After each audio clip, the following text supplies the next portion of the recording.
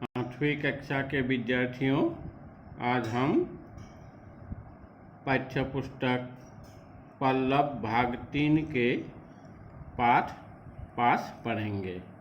पाठ का नाम है उससे न कहना। पाठ का लेखक है करतार सिंह दुग्गल। उससे न कहना एक एकांकी है। एकांकी का मतलब है एक अंक वाला नाटक। एक ही घटना में आरंभ और इस घटना में ही समाप्त, यही एकांकी का धर्म है। एकांकित साधारणতে এটা ঘটনা বা এটা দৃশ্য বা এটা উদ্দেশ্য, এটা ভাব প্ৰকাশ কৰা হয়। এই उससे ना कहना এনেকুৱা এখনেই एकांकी। उससे ना कहना एकांकी में मुख्य पात्र 3 हैं, बलबीर, लाजवंती और रुक्मिणी। इस चित्र में हम देखते हैं कि एक 60-65 की बुढ़िया अपने आंगन में चूल्हा पर खाना पका रही है। उसके पास एक लड़का है। इस बुढ़िया का नाम है लाजवंती और गांव वाले उसे लाजो कहकर पुकारते थे। उसके पास एक कुर्सी पर एक नौजवान लड़का जिसका नाम बलबीर है बैठा अखबार पढ़ रहा है। बलबीर लाजवंती का बेटा है। अकस्मात बलबीर ने अखबार सामने चारपाई पर पटकते हुए कुर्सी से उठ खड़ा होता है और माँ लाजवंती से बहस करने लगता है। वजह क्या है, आओ हम पाठ से जानते हैं। बलबीर: माँ, मैं आज नंबरदार के पास जाकर अपना नाम लिखवा दूंगा। नंबरदार का मतलब होता है जमींदार। हम मुखिया भी कह सकते हैं। मुखिया बुली कब पारों बा गाँवबुढ़ा बुलिও कब पारों, है ना। एजन आमार তাত আমাৰ জমিনদাৰ হিচাপে নম্বৰদাৰ এনে অৰ্থটো হ'ল জমিনদাৰ। যে বলবীৰে কৈছে যে মই জমিনদাৰৰ ওচৰত মোৰ নামটো লিখি থৈ আহিমগৈ। তেতিয়া লাজৱন্তীয়ে কৈছে फिर वही बात। बलबीरे कैसे तुम नहीं मानोगे, तुम कभी नहीं मानोगी, लेकिन मुझसे और हाथ पर हाथ धरकर नहीं बैठा जाएगा। हाथ पर हाथ धरकर, इसका अर्थ है একো কাম বন নকৰাকৈ বহি থকা। বলবীৰে কৈছে যে তুমি কেতিয়াও নামানা। মাকে কৈছে তুমি কেতিয়াও এই মোৰ কথাটো নুশুনা, কিন্তু মই ইয়াত আৰু এনেকৈ বহি বহি মই মানে কটাব নোৱাৰোঁ, সময় কটাব নোৱাৰোঁ। কাম বন নাই, বহি বহি মই সময় কটাব নোৱাৰোঁ। तो लाजवंती कैसे हाथ पर हाथ धर तुम्हें काहे को बैठना है, घर का काम थोड़ा है अगर किसी को करना हो। তুমি তো হাতৰ একো কাম বন নকৰাকৈ বহি থাকিব নালাগে। ঘৰত কমখিনি কাম আছে নেকি? যদি তোমাৰ কৰিবলৈ মন আছে, ঘৰত কম কাম আছে নেকি? ইমানখিনি কাম আছে, তুমি সেইবোৰ নকৰা। তুমি কি কাৰণে মানে এনেই কাম বন নকৰাকৈ বহি থাকিব লাগে? তেতিয়া बलबीरे कैसे घर का काम। लाजवंती पुनः कैसे अपनी जमीन है, ढोर डागर है, बुढ़ापे में मुझसे यह सब संभाला जाएगा। अपनी जमीन है, ढोर डागर है। ढोर माने आमार पोहनीया जंतु, जीव जंतु। मोर घरत गाय आछे, भेंस आछे, मुर्गी आछे, हाँह आछे। এইখিনি बुढ़ापे में मुझसे यह सब संभाला जाएगा। मैं बुढ़ा बयसत मैं এইখিনি मैं सम्भालिब पारिम नेকি? তুমি যে এটা কথা লাগি আছে এইখিনি তুমি চম্ভালিব লাগিব। बलबीर तेजा कहते जब बापू को तुमने ईश्वर ने जब बापू को तुमसे ईश्वर ने छीन लिया था तब कैसे तुमने सब कुछ संभाला था। তেতিয়া বলবীৰক মাকৰ লগত সমানে তৰ্ক কৰি কৈছে যে দেউতাকে যেতিয়া আমাৰ দেউতাক যেতিয়া তোমাৰ পৰা ভগৱানে কাঢ়ি লৈ গৈছিলে তাৰমানে দেউতাকৰ মৃত্যু হৈছিলে তেতিয়া তুমি আমাক কেনেকৈ চম্ভালিছিলা। তেতিয়াতো तब तो हम दोनों भाई भी छोटे थे, आमी तो तेजा बहुत सरू आसिलु। मैं तुम्हारी गोद में था, सम्मी तुम्हारी उंगली थामे रहता था। मैं तुम्हार कोचत आसिलु और सम्मी माने बलबीरतকৈ डाঙर सम्मी ककायक तेजा कि आছিলে मात्र माकर हाथत धरि जा खोजकाढ़ि যাব পৰা হৈছিলে। আৰু लाजवंतीয়ে तेजा কৈছে ईश्वर ने मुझसे ज्यादती की, अब तो जुलुम ना कर बेटा। भगवाने बारू মোক अन्याय কৰিলে, কিবা এটা কৰিলে, কিবা এটা দুখ দিলে, কিন্তু তইতো এতিয়া মোক আৰু দিগদাৰ কৰি নাথাকচোন। যে মাকে অলপ দুখত কৈছিলে কথাটো যে যিহেতু দেউতাকলৈ মনত পৰিছে দেউতাকৰ মৃত্যুৰ কথা যিহেতু বলবীৰে কৈছে গতিকে তেতিয়া কৈছে যে ভগৱানেতো মোৰ ক্ষেত্ৰত এইটো অন্যায় কৰিলে কিন্তু তুমিতো এতিয়া মোক আৰু দিগদাৰ দি নাথাকাচোন। তেতিয়া বলবীৰে কৈছে इसमें जुलूम की बात क्या है माँ। मैंने तेजा लाजवंती कैसे मैंने शमशेर को हंसते हंसते फौज में भर्ती करवाया, यह मेरा ही कलेजा था। मेरे सिर का साय फौज में काम आया, मैंने उनके बड़े बेटे को फिर फौज में भेजा, यह मेरा ही कलेजा था।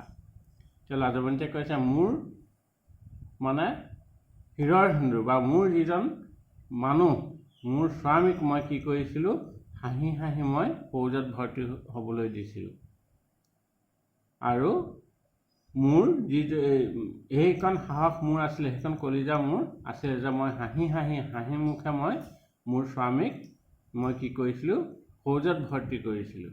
আৰু কি হৈছে মেৰে চিৰ কা চাই মোৰ এই হিৰৰ সেন্দুৰ কি হৈছিলে ফৌজত কামত আহিলে তাৰমানে যুদ্ধ ক্ষেত্ৰত আমাৰ তেখেতৰ মৃত্যু হৈছিলে।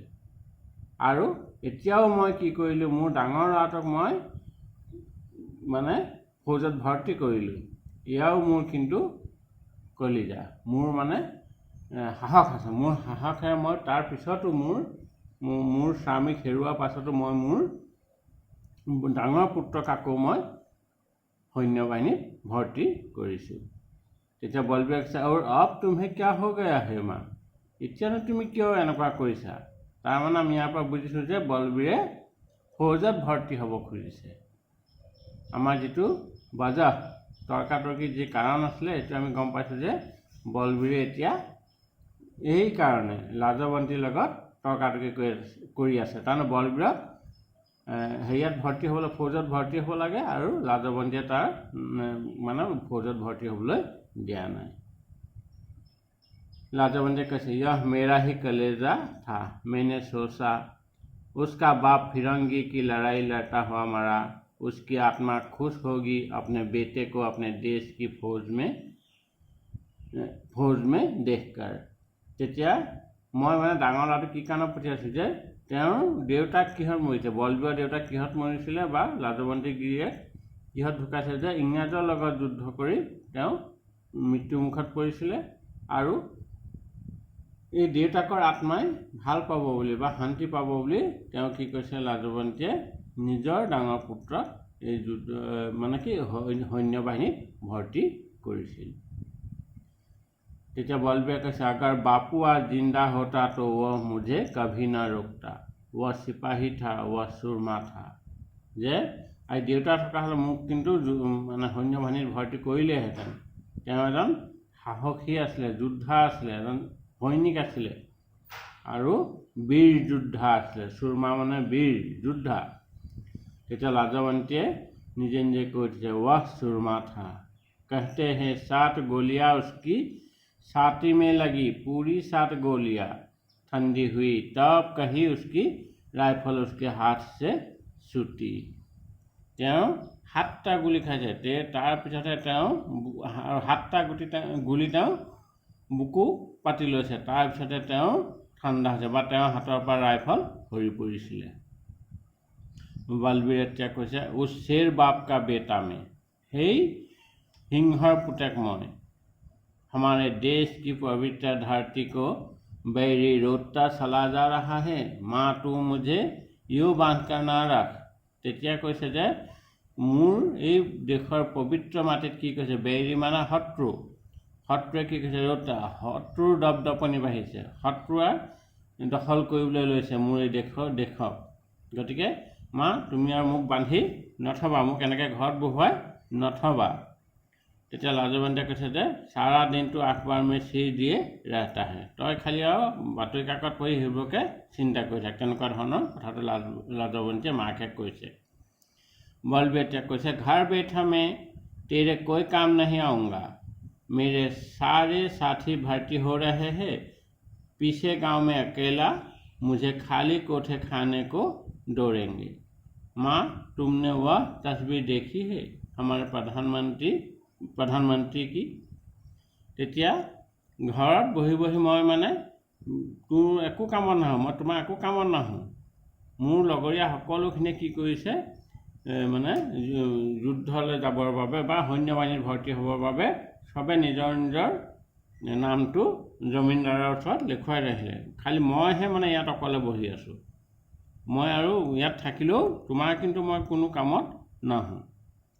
তেতিয়া লাজৱন্তীয়ে কৈছে তাৰপিছতে তেওঁ কি কৈছে এখন ফটো দেখুৱাইছে, বাতৰি কাকতৰ পৰা তেওঁ এখন ফটো মাকক চাবলৈ দিছে। তেতিয়া মাকে ফটোখন চাই কৈছে হাই মে মৰি, যে মই তেওঁ কৈছে যে মই মৰি যাওঁ, কেনেকুৱা নহয় যে তাৰ ফটোখন দেখি কৈছে চিন্তা মে খোয়া হোৱা হুৱা মুজৰা यह तो गुलाब की तरह खिला रहता था। তেতিয়া কৈছে যে এই যিখন ফটো দেখুৱাইছে তেওঁ একদম চিন্তাগ্ৰস্তৰ ওপৰত আছে। তেতিয়া কৈছে যে এইখনটো মোক সেইদিনৰ নহয়, তেওঁতো সদায় হাঁহিমুখীয়া আছিলে, গোলাপৰ দৰে হাঁহিমুখীয়া আছিলে। গোলাপ মানে গোলাপ ফুলৰ লেখীয়া যিদৰে সুন্দৰ তেনেকুৱা ধৰণৰ আছিলে। আৰু ইয়াত আমাৰ জৱাহৰলাল নেহৰুৰ কথা কৈছে, সেই সময়ৰ প্ৰধানমন্ত্ৰী জৱাহৰলাল নেহৰুৰ কথা কৈছে। আৰু ইয়াত এই যুদ্ধৰ কথা কৈছে বা শত্ৰুৰ কথা কৈছে চীনৰ 1962 চনমানৰ কথা। এইটো যেতিয়া আমি চীনে ভাৰত আক্ৰমণ কৰিছিলে সেই সময়ৰ কথাখিনি ইয়াত নাট্যৰূপ দিছে। बलबीर इसके साथ धोखा हुआ है, जिसे वह भाई कहता था उसी भाई ने आज इस पर हमला कर दिया है। जिस आज़ादी के लिए सारी उम्र यह कष्ट झेलता रहा, आज वह आज़ादी फिर खतरे में है। যে তেতিয়া কৈছে বলবীৰে কৈছে যে এইজনৰ ক্ষেত্ৰত এই জৱাহৰলালৰ ক্ষেত্ৰৰ কথা কৈছে যে ইয়াত ধোকা দিলে, তাৰমানে চীন দেশে ধোকা দিলে বুলি কৈছে। কাৰণ এটা কথাৰ পিছত কৈছে লাজৱন্তীয়ে যে হিন্দী চীনী ভাই ভাই अभी कल की बात है, गली गली बच्चे नारे लगाते थे। যে কালিলৈকে সকলোৱে মানে হিন্দী চীনী ভাই ভাই বুলি কৈছিলে। গতিকে চীন দেশে যেনেকুৱা ধোকা দিব বা ঠগিব এই কথাটো ভাবিব পৰা নহৈছিল। কিন্তু এতিয়া বলবীৰে কৈছে যে এইটো এটা ডাঙৰ ধোকা, মানে अन्याय কৰিলে এইটো চীন দেশে। बलबीर पहले उन्होंने मंसूरिया पर काबू किया, फिर सिकियांग पर दबदबा जमाया। प्रथमते मंसूरिया लले, তাৰপৰা सिकियांगৰ পিছত फिर तिब्बत उनके आतंका शिकार बना। তাৰপিছত তিব্বতৰ ফালেও তেওঁলোক আগবাঢ়িছে বা তিব্বততো তেওঁলোকে আতংক ফেলাইছিলে, আতংক মানে সৃষ্টি কৰিছিলে। पिछले दिनों में आज़ाद मंगोलिया पर दौरे लगा रहे थे और अब हमारी शहादत में घुस आए हैं। তাৰপিছত তেওঁ লাহে লাহে কি কৰিছে আজাদ মংগোলিয়া, স্বাধীন মংগোলিয়াৰ ওপৰতো মানে তেওঁলোকে আগবাঢ়ি গৈছিলে, ল'বলৈ গৈছিলে। আৰু এতিয়া লাহে লাহে কি কৰিছে আমাৰ দেশৰ ফাললৈ আগবাঢ়ি আহিছে। लाजवंती তেতিয়া কৈছে मैं तो हैरान ही होती रहती हूँ, पथरीले वीरानों के लिए कोई दोस्त की दोस्ती गवा दे। তেতিয়া কৈছে যে পাহাৰৰ শিলেৰে ভৰা এই শিলৰ পাহাৰৰ কাৰণে কোনোবাই কাৰোবাৰ লগত কৰা दोस्ती बंधुत्व नाश কৰিব পাৰে নে, गद्दार কৰিব পাৰে নে। कोई कह रहा है जो इलाका इन्होंने हथियाया है वीरान पहाड़ियों है, जिनकी हमने कभी रखवाली तक नहीं की थी। যে চীনে যিখিনি ঠাই ইতিমধ্যে অধিকাৰ কৰিছে সেইখিনি পাহাৰীয়া অঞ্চল, শিলৰ পাহাৰে ভৰা, গতিকে তাত আমি কোনোদিন ৰখীয়া থোৱাই নাছিলোঁ। কোনোবা হয়তো এনেধৰণে কৈছে। তেতিয়া বলবীৰে কৈছে ইয়হতো উনকা পহলা পৰাও হে, এইটো বাৰু তেওঁলোকৰ প্ৰথম এনেকৈ লোৱাটো প্ৰথম চেষ্টা। কিন্তু লাহে লাহে কি কৰিব পাৰি, यहाँ से वे गंगा और যমুনা के मैदानों पर टूट पड़ेंगे। লাহে লাহে তেওঁলোকে আমাৰ দেশৰ ভিতৰৰ ফাললৈ আহিবলৈ চেষ্টা কৰিব। लाजवान चेता कैसे उन्होंने सोचा होगा हिंदुस्तानी आपस में लड़ते रहते हैं, इन्हें हराना क्या मुश्किल है। जे এই আমাৰ ভাৰতীয়সকলে ইজনে সিজনৰ লগত মানে ভাল নহয়, বা ইখন ৰাজ্যে সিখন ৰাজ্যৰ লগত ভাল নহয়, গতিকে নিজৰ ভিতৰতে খেলি মেলি আছে, গতিকে এহঁতকনো পৰাস্ত কৰিবাটো কিমান টান হ'ব, অতি সোনকালে মানে পৰাস্ত কৰিব পাৰিব বুলি ভাবিছে। কিন্তু তেতিয়া বলবীৰে কৈছে ইয়া नहीं मालूम कि इस देश के लोग किसी और ही मिट्टी के बने हैं। কিন্তু এইটো নাজানে যে তেওঁলোকৰ দেশ যেতিয়া দেশৰ মানুহখিনি কেনেকুৱা ধৰণৰ, যে যেতিয়াই বিপদত পৰিব সকলোখিনি এক হৈ যাব, এই কথাটোকে বলবীৰে প্ৰকাশ কৰিব খুজিছে। লাজৱন্তী তেতিয়া লাজৱন্তীয়ে কৈছে जवाहर भाई की एक मुस्कान के लिए तो चाहे कोई भी मोल देना पड़े, हंसते हंसते दे देंगे। एक बार उसकी मोटर हमारे स्कूल के पास से गुजरी थी, तब हम सब उस्तादनियों ने मोतियों की झालर पिरोकर उसकी राह में चादर बिछाई थी। আমি কি কৰিছিলে যে এই প্ৰধানমন্ত্ৰী আমাৰ জৱাহৰলাল নেহৰুৰ এটা কথাই বা এটা আহ্বানতে হাজাৰ হাজাৰ মানে জনতাই, লাখ লাখ জনতাই সকলোখিনি কৰিবৰ বাবে প্ৰস্তুত হৈ আছে। আৰু এবাৰ আমাৰ স্কুলৰ আগেদি যাওঁতে আমি কি কৰিছিলোঁ, তেতিয়া তেওঁৰ স্কুলীয়া দিনৰ কথা কৈছে লাজৱন্তী, যে তেওঁলোকে মালাৰ এধাৰি মানে মালা, বস্ত্ৰৰ বা ফুল তেতেলী তেনেকুৱা ধৰণে গুঠি পেলানি ডাঙৰ ৰাস্তাত মানে এখন চাদৰ পাৰি দিছে। ৰাস্তাৰে যাব তেওঁলোকে এখন প্ৰধানমন্ত্ৰী যোৱাৰ কাৰণে মানে আদৰণি জনাইছিলে, আৰু ভালদৰে আদৰণি জনাইছিলে। बलबीर उस तुम्हारे वीर जवाहर की मांग है, देश का हर नौजवान अपने देश की रक्षा के लिए कमर कस ले। আৰু সেই তোমাৰ সেই বীৰ জৱাহৰৰে আজি ইচ্ছা যে দেশৰ সকলো নজোৱানে দেশ ৰক্ষাৰ কাৰণে ওলাই আহক। मैं तुझे भर्ती नहीं होने दूंगी। তেতিয়া লাজৱন্তীয়ে কৈছে কিন্তু সেই ক'লেও মই তোক দেশৰ বা এই সৈন্যবাহিনীত ভৰ্তি হ'বলৈ নিদিওঁ। यह बात तो कान खोल कर सुन ले, एक बेटा मैं पहले ही भेज चुकी हूँ, आज कितने दिन हो गए उसकी कोई खबर नहीं आई। राह देखते मेरी तो आँखें भी थकने लगी है। যে মই আৰু এতিয়া তোৰ কথা নুশুনো, মই তোক নপঠিয়াওঁ, এটা মই দিছোঁৱে যে এনেকৈ আজিলৈকে এতিয়া বহুত দিন হ'ল খা খবৰেই পোৱা নাই, মই সদায় ৰাস্তালৈ খা খবৰ আহিব বুলি চাই আছোঁ। তেতিয়া বলবীৰে কৈছে तुमने मुझे फौज में ना जाने दिया तो मैं कहीं भी निकल जाऊंगा, इस गांव में अकेला मेरा दिल नहीं लगेगा। তুমি মোক ফৌজত ভৰ্তি হ'বলৈ নিদিলেও মই ক'ৰবালৈ ওলাই গুচি যাম, এই গাঁৱত মই অকলে কেতিয়াও নাথাকোঁ। তেতিয়া লাজৱন্তীয়ে কৈছে तुम्हारे दिल का क्या है, इसका इंतजाम भी कर लिया है मैंने, अगले महीने में मैं तेरा ब्याह कर दूंगी। আৰু অহা মাহত মই তোৰ বিয়া পাতিয়ে দিম। शम्मी से पहले मेरी शादी, यह तुम क्या कह रही हो माँ? बलबीरे एका कथा कैसे इसमें क्या है? তেতিয়া बलबीरे कैसे बड़ा भाई बैठा रहे और छोटा भाई ब्याह कर ले, यह कहाँ का न्याय है? তেতিয়া लाजवंती कैसे उसका भी हो जाएगा, वह लौट तो आए, लड़की वाले खुद जल्दी मचा रहे हैं। তেতিয়া बलबीर के माँ अखबार में आज एक अजीब खबर छपी है, 80 साल का एक बूढ़ा प्रधानमंत्री की कोठी पर गया और जीवन भर की सारी पूंजी भेंट कर वह बोला मेरे 2 पोते नेफा में लड़ रहे हैं, जब तक वे दुश्मन को खदेड़ बाहर ना कर दे मैं उनका मुँह नहीं देखूंगा। তেতিয়া এজন বুঢ়া এজন কৈছে বাতৰিত এনেকুৱা এটা খবৰ দিছে যে এজন বুঢ়া মানুহে কি কৰিছে, প্ৰধানমন্ত্ৰীৰ ৰুমলৈ গৈছে আৰু তেওঁৰ জীৱনৰ সমস্ত যিখিনি আৰ্জিত পুঁজি সেই সকলোখিনি তেওঁ মানে প্ৰধানমন্ত্ৰীক অৰ্পণ কৰিছে আৰু কৈছে যে মোৰ দুয়োটা ল'ৰা নেফাত, অৰুণাচলৰ ওচৰত নেফাত কি কৰিছে, যুদ্ধ কৰি আছে আৰু মই তেওঁলোকক কৈ দিছোঁ যে যুদ্ধ কৰি শত্ৰু খেদাইহে আহিবি, নহ'লে মই তহঁতৰ মুখ নাচাওঁ। তাৰমানে যুদ্ধলৈ বাপেকে আগবঢ়াই দিছে। তেতিয়া সেই সময়ত কি কৈছে, বলবীৰ কা গলা ৰং যাতা হে। তেতিয়া বলবীৰৰ মানে কণ্ঠ অলপ থুকাথুকি হৈ গৈছে। লাজৱন্তীৰ আঁখো চাজল হৈ যাতিয়া, লাজৱন্তীৰ আঁখতো অলপ মানে চকু পানী আহিছে। লে বেটা মেৰে ইয়ে কাংগন ফান্দ মে দে দে, তেৰে বাপ কি নিচানি থি। তেতিয়া লাজৱন্তীয়ে কি কৰিছে, নিজৰ হাতৰ খাৰু খুলি দি দিছে যে লৈ যা, এইটো দেউতাৰ নিচানি আছিলে, কিন্তু যা তই এই দেশৰ যিটো ফাণ্ড হয় নাই, যুদ্ধৰ বাবে সেই সময়ত জনতাৰ পৰা লৈছিলে, সোণ ৰূপ যি আছিলে সেইখিনি দি দিছে।